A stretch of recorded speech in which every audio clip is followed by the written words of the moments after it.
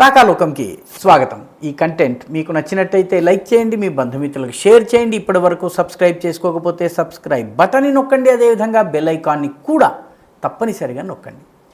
మిత్రులారా, పాకిస్తాన్ దేశాధినేతలు, ప్రెసిడెంట్ కావచ్చు, prime minister కావచ్చును, ఆర్మీ చీఫ్ కావచ్చు, విదేశ వ్యవహారాల మంత్రి కావచ్చు, ఆర్థిక మంత్రి కావచ్చు, కామర్స్ మంత్రి కావచ్చు, పాకిస్తాన్ నుంచి వాళ్ళు విదేశ పర్యటన చేశారంటే దేనికోసం చేస్తారు?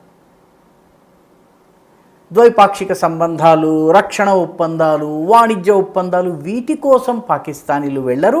పాకిస్తానీ దేశాధినేతలు, పాలిటీషియన్స్ కానీ, మిలిటరీ లీడర్స్ కానీ విదేశాలకు వెళ్ళారంటే ఒక చిన్న బొచ్చె పట్టుకెళ్తారు. ఒక డాలరో ఒక దినారో దొరికినట్టయితే తీసుకొచ్చి తమ దేశ ఆర్థిక ఖజానాలో వేయటానికి ప్రయత్నిస్తారు.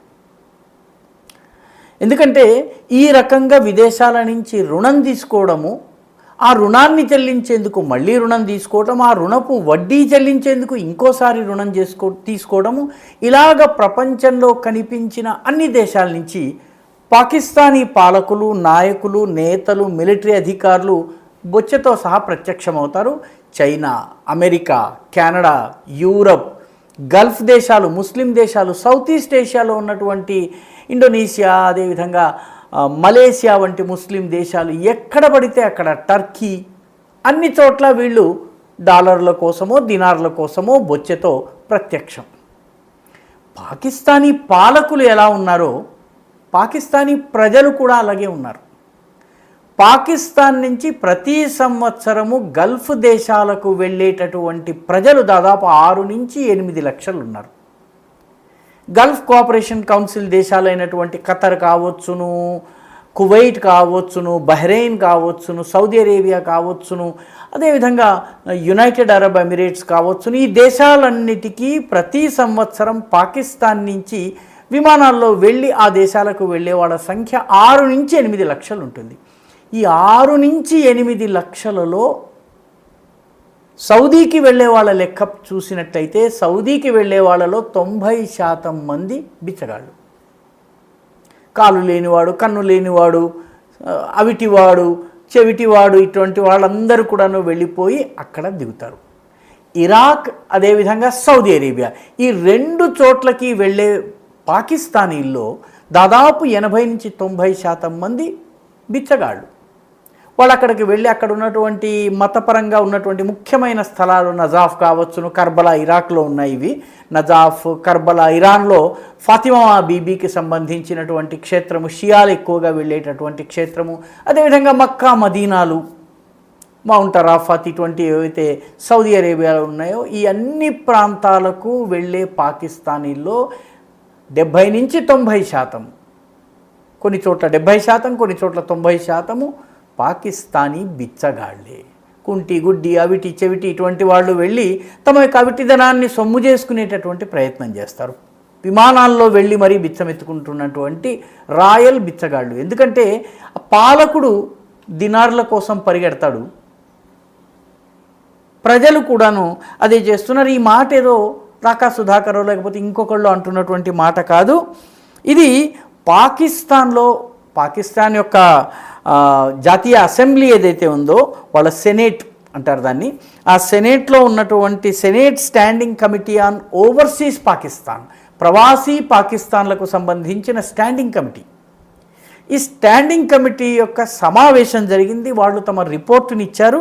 ఈ రిపోర్టుని సెక్రటరీ ఆఫ్ ఓవర్సీస్ పాకిస్తానీస్ విభాగానికి సంబంధించిన సెక్రటరీ డాక్టర్ అర్షద్ అని ఉన్నారు.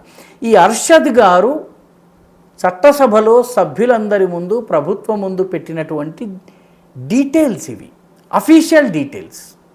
దీని ప్రకారం యునైటెడ్ అరబ్ ఎమిరేట్స్లో జరిగేటటువంటి మొత్తం క్రైమ్స్లో, ముఖ్యంగా అరేబియన్ దేశాలలో క్రైమ్ చాలా తక్కువ ఉంటుంది, ఎందుకంటే శిక్షలు చాలా భయంకరంగా ఉంటాయి.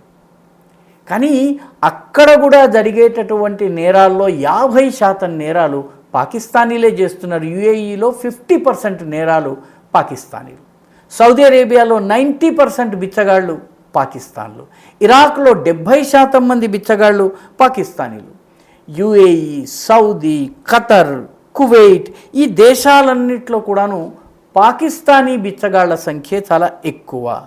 ఇది నిజానికి దీనికి సంబంధించిన ఒక రిపోర్టు గత సంవత్సరం సెప్టెంబర్ 2023లో సెనేట్ ముందు ఉంచడం జరిగింది. ఆ నివేదిక వెలువడ్డప్పుడు రాకాలోకంలో ఒక వీడియో కూడా చేయటం జరిగింది సెప్టెంబర్ 2023 ప్రాంతంలో. ఇప్పుడు ఆ నివేదిక యొక్క కొనసాగింపుగా ఈసారి ఇచ్చి ప్రతి సంవత్సరము 6 నుంచి 8 లక్షల మంది ముస్లిం దేశాలు గల్ఫ్ దేశాలకు వెళ్తున్నారు. వీళ్ళల్లో ఒక 2 నుంచి 3 లక్షల మంది తిరిగి వస్తున్నారు. మిగతా వాళ్ళు అక్కడే తమ తమ బొచ్చెలతో తయారై కూర్చుంటున్నారు. పాలకుడు ఏం చేశాడో ప్రజలు కూడా అవే చేస్తున్నారు. ఇప్పుడు ముఖ్యంగా మలేషియా వంటి దేశంలో వెళ్తున్నటువంటి వాళ్ళందరూ కూడాను పాస్పోర్ట్ గడువు పూర్తయిపోయినా కూడాను, వీసా గడువు పూర్తయినా కూడాను రకరకాల రూపాల్లో అక్కడ ఉండిపోవడము, అరెస్టు కావడము, జైళ్లకు వెళ్ళడము, ఒక అరెస్ట్ కానంత వరకు యాచన బిచ్చమెత్తుకోవడము, ఈ పనులు చేస్తున్నారు. ఈ నివేదికలో డాక్టర్ అర్షద్ చెప్పిన మరొక మాట ఉంది. ఆ మాట ఏంటంటే, ఉద్యోగాలు ఇవ్వడంలో కానీ, డబ్బులు ఇవ్వడంలో కానీ, పనులు చెప్పడంలో కానీ పాకిస్తానీల కన్నా బంగ్లాదేశీయులకు ఎక్కువ ప్రిఫరెన్స్ ఉంది. బంగ్లాదేశీయులకు ఉన్నంత విలువ కూడా పాకిస్తాన్కి లేదు. ఇస్లామిక్ రిపబ్లిక్ అని చెప్పి సగర్వంగా చెప్పుకునే పాకిస్తాన్ యొక్క అసలు గుట్టు ఇది. ఆ దేశం నుంచి ఆ మధ్య ఒక వీడియో కూడా వచ్చింది. ఆ వీడియోలో విమానంలో వెళ్తున్నవాడు విమాన ప్రయాణికుల దగ్గర నుంచే వాడు అడుగుకుంటున్నాడు. ఎక్కింది విమానము, ప్రయాణం చేస్తున్నది విమాన ప్రయాణికులు, వెళ్తున్నది గల్ఫ్కి, కానీ ఆ దారిలోనే విమానం నడుస్తున్న ఎయిర్ హోస్టెస్లు టీలు టిఫిన్లు అందిస్తున్న సమయంలోనే వీడు కూడా అడుక్కుంటూ ఉన్నాడు. ఇది పాకిస్తాన్ పరిస్థితి. సౌదీ అరేబియా వంటి దేశం అయితే Saudi Arabia, United Arab Emirates, Kuwait, Qatar ఇటువంటి దేశాలైతే పాకిస్తానీలు సంవత్సరానికి ఎంతమంది రావచ్చో ఒక పరిమితిని కూడా విధించాయి. ఇంతకన్నా ఎక్కువ పాకిస్తానీల్ని పంపొద్దు, ఎందుకంటే వచ్చిన వాళ్ళు ఇక్కడ పని చేయడం లేదు, బిచ్చమెత్తుకుంటున్నారు, మాకు చాలా ఇబ్బంది అయిపోతుంది, నేరాలకు పాల్పడుతున్నారు, కాబట్టి వీళ్ళని పంపొద్దు అని చెప్పి పరిమితులు విధించాయి. సౌదీ అరేబియా అయితే చాలా స్పష్టంగా చెబుతోంది, ముఖ్యంగా బిచ్చగాళ్ళు, అదేవిధంగా అనారోగ్యంతో ఉన్నటువంటి వాళ్ళు ఎవరైతే అవిటి వాళ్ళు ఇట్లాంటి వాళ్ళు ఉంటారో వీళ్లను మా దేశానికి పంపకూడదు, వాళ్ళకి అసలు మీరు విమానమే ఎక్కనివ్వకండి అని చెప్పి పాకిస్తాన్ని ఆదేశించింది. పాకిస్తాన్ పాపం చేయగలిగింది ఏమీ లేదు, ఎందుకంటే యునైటెడ్ అరబ్ ఎమిరేట్స్ కానీ అదేవిధంగా సౌదీ అరేబియా కానీ పాకిస్తాన్కి జేబు ఖాళీ అయిపోయిన ప్రతిసారి చేబదులు ఇచ్చే దేశాలు ఏమన్నా ఉంటే ఈ రెండే ఉన్నాయి. అంటే పాకిస్తాన్ ప్రభుత్వం కూడాను బిచ్చమెత్తడంలో వరల్డ్ రికార్డు సాధించింది. ఇప్పటి వరకు బెయిలౌట్ కోసం IMF దగ్గరికి 24 సార్లు వెళ్ళింది. బెయిలౌట్ అంటే దేశం పూర్తిగా దివాలా తీస్తోంది, నేను పూర్తిగా మునిగిపోతున్నాను, ఒక చెంతాడు వేసి నన్ను పైకి లాక్కోండి అని అడిగేది, అది బెయిలౌట్. 24 సార్లు ఇప్పటి వరకు బెయిలౌట్ అడిగినటువంటి ఏకైక దేశం బహుశా IMFని పాకిస్తానే అయి ఉంటుంది. పాకిస్తాన్ నిస్సిగ్గుగా Canada, China, America, Turkey, Saudi Arabia, అదేవిధంగా యునైటెడ్ అరబ్ ఎమిరేట్స్, ఆఖరికి మలేషియా నుంచి కూడా రుణాలు తీసుకుంటూ ఉంటుంది. అందుకే పాకిస్తానీ ప్రజలు కూడా యథా రాజా తథా ప్రజ అన్నట్టు వీళ్ళు బయలుదేరారు. ఎక్కడ పడితే అక్కడ. చివరికి పరిస్థితి ఎంత భయంకరంగా ఉందంటే ఇస్లామిక్ దేశాల్లో పాకిస్తాన్ తల తీసేసినంత అవమానం అవుతోంది. కాబట్టి అన్ని దేశాలు ఇప్పుడు బిచ్చగాళ్ళని మా దగ్గర పంపొద్దని చెబుతున్నాయి. చాలామంది తీర్థయాత్రికుల్లాగా వస్తారు, వచ్చిన తర్వాత అక్కడ మొత్తం బయట వేసుకున్నటువంటి బట్టల్ని చింపేసేసి జోలే చినిగిపోయిన బట్టలతోటి అక్కడ వాళ్ళ యొక్క మక్కా మదీనా ముందు కూర్చునేటటువంటి పరిస్థితి ఉంది. మొత్తం మీద పాకిస్తాన్ 70 సంవత్సరాల్లో భారతదేశం 5వ అతిపెద్ద ఎకానమీగా మారి అతి భయంకరమైనటువంటి సమస్యల మధ్య కూడాను స్థిరత్వాన్ని ప్రదర్శిస్తూ ప్రపంచానికి దారి చూపించే నాయకత్వం ఇచ్చిన సందర్భంలో అదే 70 సంవత్సరాల్లో పాకిస్తాన్ దేశమే ఒక పెద్ద బొచ్చె రూపంలోకి మారిపోయింది. ఆ దేశపు పాలకులు, ఆ దేశపు ప్రజలు ఇద్దరు కూడాను ఎవరికి తోచినంత వాళ్ళు, ఎవరికి అందినంత వాళ్ళు భిక్షాటన చేస్తున్నారు.